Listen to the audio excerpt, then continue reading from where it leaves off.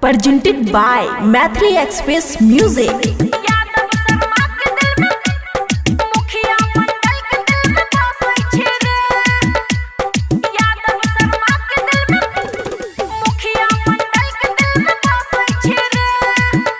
खुशी recording studio Baluaha. हेरे नाचे छिए जब कमर लचका है क्या, हेरे नाचे छिए जब कमर लचका है क्या, छौरा तो छौरा साला बुढ़ा बिता के, जब ओढ़नी कमर में हम कसै छी रे छौरा जब हम हंसै छी रे, यादव शर्मा के दिल में बसै छी रे छौरा जब हम हंसै छी रे, मुखिया मंडल के दिल में बसै छी रे, यादव शर्मा के दिल में, मुखिया मंडल के दिल में बसै छी रे, DJ good Madhubani, DJ good Madhubani, Yadav Sharma के दिल में, मुखिया मंडल के दिल में बसै छी रे। खुशी रिकॉर्डिंग स्टूडियो बलुआहा।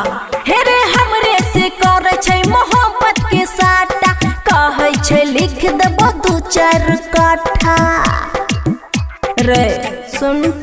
हेरे हमरे से करे छै मोहब्बत के साटा, कहै छै लिख देबो 2-4 कट्ठा, कहे कौन टोला में तू बसै छी गे छौरा हम जब हंसै छी रे, ठाकुर पासवान के दिल में बसै छी रे छौरा जब हम हंसै छी रे, डीजे वाला के संग में फंसै छी रे,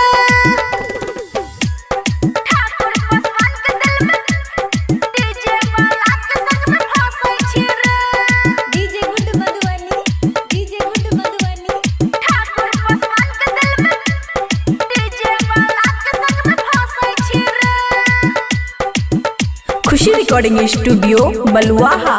कहै छोइले दे अपन ढोरे के नाभी, कहै छै ले जो बुलोरो के चाभी, अब की करबे, कहै छोइले दे अपन ढोरे के नाभी, कहै छै ले जो बुलोरो के चाभी, सब हमरे पसंद करै छै रे छौरा जब हम हंसै छी रे, आमन आखी के दिल में बसै छी रे छौरा जब हम हंसै छी रे, अनुप के दिल में हम बसै छी रे।